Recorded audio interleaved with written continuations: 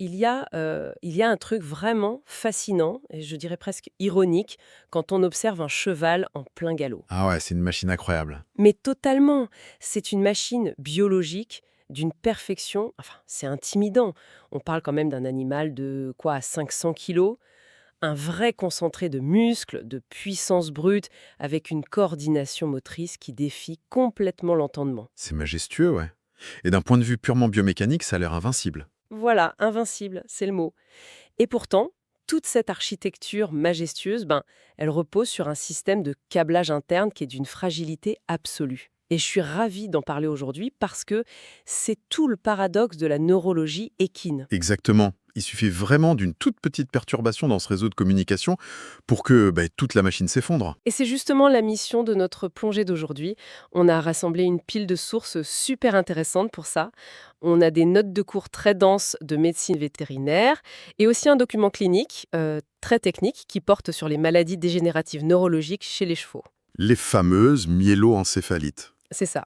Donc notre but pour ceux qui nous écoutent, c'est de prendre tout ce jargon médical très pointu, de le décortiquer et de comprendre comment un animal aussi puissant peut être littéralement mis à terre par des envahisseurs microscopiques. Et c'est un défi super stimulant. Parce que ces documents, en fait, ils nous offrent pas juste une liste hyper aride de symptômes ou de noms latins imprononçables. Non, c'est clair, c'est pas juste un dictionnaire. Voilà. C'est vraiment la chronique d'une guerre biologique. Une guerre d'une ingéniosité qui est terrifiante, en fait. En explorant ça, on va comprendre le pourquoi et le comment. Comment ces pathogènes contournent les défenses d'un organisme aussi robuste. C'est une vraie enquête au cœur du système nerveux.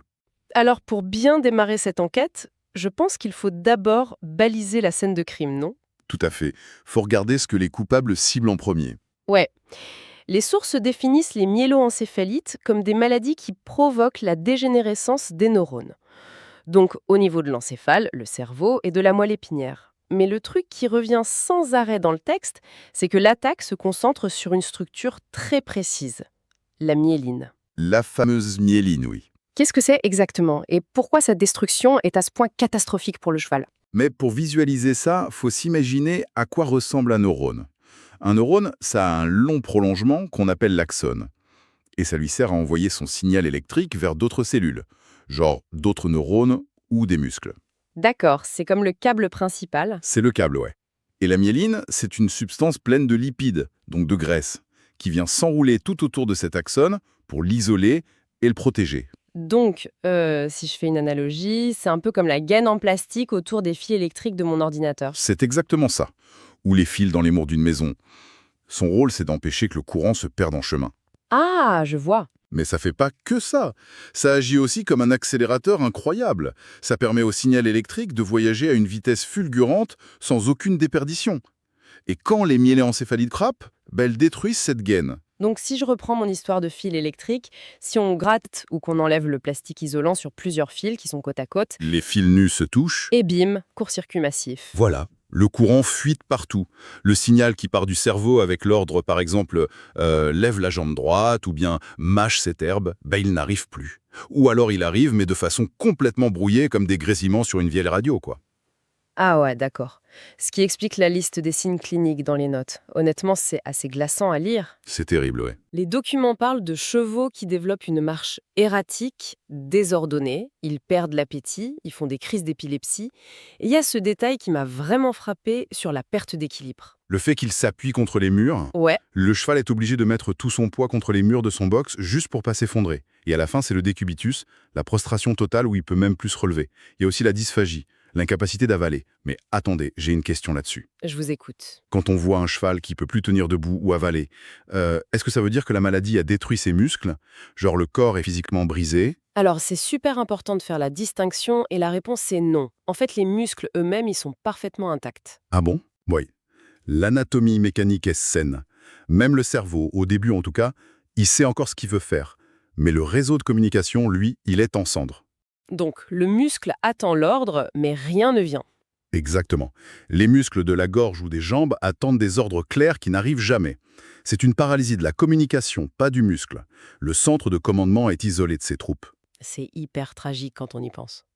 Donc, on a notre scène de crime, un réseau de communication foudroyé. Passons au premier saboteur décrit dans nos sources. Et honnêtement, sa méthode d'infiltration, elle est complètement folle. Vous parlez de l'EPM, j'imagine? Oui, la myéloencéphalite protozoaire équine. Les initiales, c'est EPM. C'est ça. C'est causé par un parasite unicellulaire, un protozoaire qui s'appelle Sarcocystis neurona. Et ce qui est dingue, c'est le parcours de ce truc. J'ai relu ces parties 2 fois tellement ça me paraissait absurde. Les notes disent que tout commence avec un opossum. Ouais, le petit marsupial nord-américain. Voilà.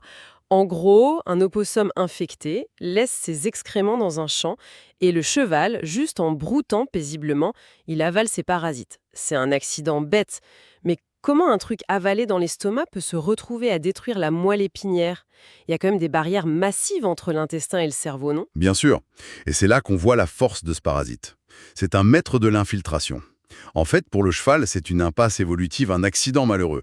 Mais une fois ingéré, ce Sarcocystis neurona, il reste pas sagement dans le système digestif. Il va où? Il traverse la paroi intestinale, il rentre dans le sang et il voyage. Et son plus grand exploit, c'est de franchir la barrière hémato-encéphalique. Cette barrière, c'est censé être le filtre ultime, le truc de haute sécurité du cerveau, non? Normalement, oui, c'est une forteresse très sélective. Mais le parasite, il agit comme un cheval de Troie microscopique. Il déjoue la sécurité, il rentre dans le système nerveux et il s'infiltre dans les cellules du cheval pour se cloner. Et c'est là qu'on aborde les fameux schizontes mentionnés dans le document. Oui, j'ai vu ce terme clinique, les schizontes. Le texte précise que ça détruit les neurones, les cellules gliales et aussi un truc appelé les cellules mononucléaires. Déjà, c'est quoi une cellule mononucléaire là-dedans? Pour faire simple, ce sont des globules blancs, donc des cellules du système immunitaire. Les propres défenses du cheval? Exactement. Ce sont les soldats censés défendre le cerveau. L'ironie macabre de ce parasite, c'est qu'il détruit les neurones, oui, mais il détruit aussi les agents de sécurité venus l'éliminer. Ah ouais, il neutralise l'armée de l'intérieur. Et comment ça marche physiquement, cette destruction par les schizontes? Alors, imaginez une cellule infectée, disons un neurone, comme un grand ballon de baudruche. Le parasite rentre dans ce grand ballon et commence à se diviser, à se cloner. Ces nouvelles formes, c'est ça qu'on appelle les schizontes. D'accord. Donc c'est comme si, à l'intérieur de notre grand ballon, on gonflait à des dizaines, puis des centaines de tout petits ballons. Oh, je vois très bien comment ça va finir. La pression monte, le grand ballon gonfle jusqu'au point de rupture, et paf, il explose littéralement. Waouh! Cette explosion libère tous les nouveaux parasites qui vont attaquer les cellules d'à côté. Mais surtout, le neurone est anéanti physiquement par cette surpression. C'est brutal comme stratégie. C'est terrifiant. On passe d'un bout d'herbe contaminé à des explosions en chaîne dans la moelle épinière. Donc ça, c'est notre infiltré digestif. Mais les documents parlent ensuite d'une deuxième menace et on change complètement de registre. C'est clair, on passe à l'assaut aéroporté. Voilà, les encéphalomyélites virales. On oublie le sol, on regarde le ciel. On quitte les parasites pour les virus. La famille des Tugaviridae, pour être précis, les sources parlent des variantes de l'Est, de l'Ouest, la variante vénézuélienne et la fameuse fièvre du Nil occidental. Et la logistique de cette attaque, elle est folle aussi. Le réservoir naturel, les usines à virus, ce sont les oiseaux sauvages, genre les oies ou les canards, et le livreur de la bombe, c'est le moustique. C'est un cycle écologique parfait, en fait. Le virus tourne entre les oiseaux et les moustiques. Mais si un moustique infecté pique un cheval, la machine s'emballe. Le virus est inoculé sous la peau, puis il se réplique dans les muscles et les ganglions lymphatiques. Il rassemble ses troupes avant l'assaut. Et après, il prend la circulation sanguine. C'est ça, la phase de virémie. Il se multiplie dans le sang, ça donne des fièvres au cheval, et la charge virale finit par défoncer la barrière hémato-encéphalique. Mais là, la méthode de destruction est très différente du parasite. Ouais, le texte parle d'action directement cytolytique et d'apoptose. Si je comprends bien, le virus ne fait pas exploser la cellule avec la pression. Il la pirate et lui donne l'ordre de se suicider. C'est un suicide forcé, oui. L'apoptose, c'est la mort cellulaire programmée. Le virus déclenche ce bouton d'autodestruction. Mais le pire, c'est pas juste la mort du neurone. Il y a pire. Quand des milliers de cellules meurent en même temps, le corps panique. Il réagit avec une inflammation massive. Et qui dit inflammation massive, dit œdème. Le tissu se gorge de liquide. Et c'est là que j'ai bloqué sur les notes. L'apoptose, c'est affreux, ok, mais le document insiste vachement sur cet œdème cérébral. Pourquoi un simple gonflement des tissus est si fatal pour le cheval? Pourquoi ça le met en décubitus direct? Pour piger ça, il faut faire un peu de physique.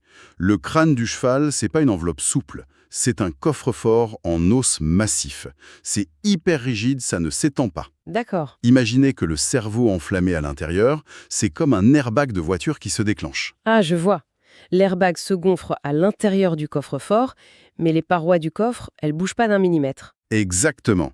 Le volume de la boîte crânienne est fixe, donc si le cerveau gonfle à cause du liquide de l'œdème, il a nulle part où aller. Donc la pression monte? Elle grimpe en flèche, le cerveau est littéralement écrasé de toutes parts contre son propre crâne. C'est cette pression mécanique monstrueuse qui coupe les commandes motrices et fait s'effondrer le cheval. C'est horrible. Le cheval est vaincu par la physique à l'intérieur de sa propre tête. Et il y a un truc super important dans les notes sur ce groupe de virus, spécifiquement la variante vénézuélienne. Oui, la zoonose. Voilà.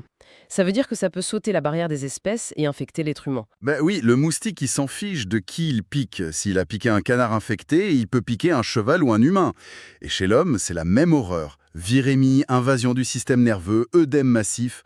C'est un bon rappel qu'on partage les mêmes écosystèmes et les mêmes faiblesses neurologiques. Ça fait réfléchir la prochaine fois qu'on se fait piquer par un moustique au bord de l'eau, hein. Bon, récapitulons. On a le parasite explosif, on a le virus kamikaze avec son œdème écrasant.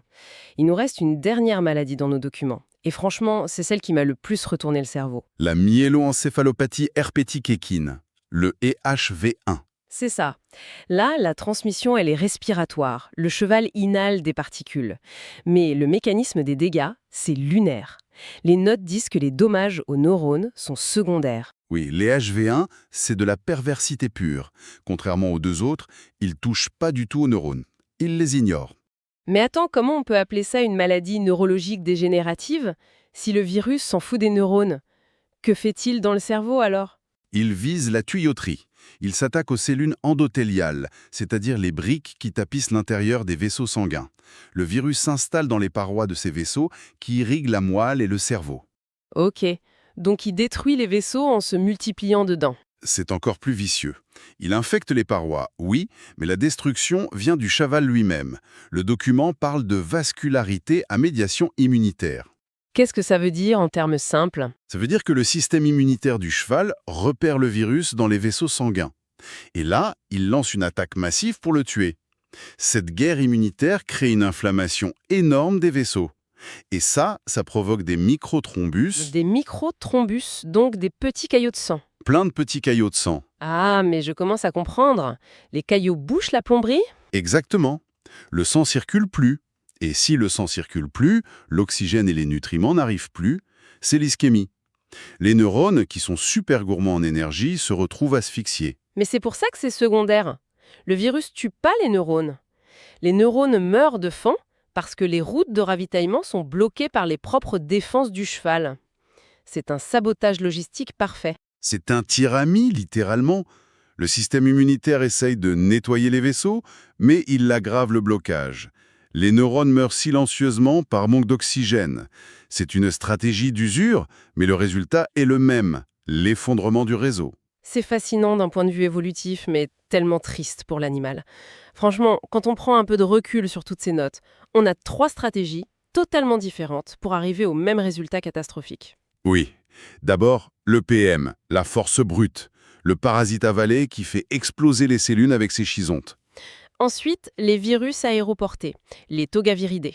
Transportés par des moustiques, ils ordonnent le suicide cellulaire et utilisent la rigidité du crâne pour écraser le cerveau avec l'œdème. Et le dernier, l'EHV1, le roi de la subversion. Inhalé, il se planque dans les vaisseaux sanguins, provoque une réaction immunitaire démesurée et asphyxie les neurones à petit feu avec des caillots. C'est une grosse leçon d'humilité en fait. Ces systèmes neurologiques sont des miracles d'ingénierie, mais ils sont d'une vulnérabilité dingue face à la nature. Un mot comme myéloencéphalite, maintenant, ça résonne plus du tout comme un simple diagnostic. C'est le résultat d'une bataille épique. C'est toute la magie de la physiopathologie.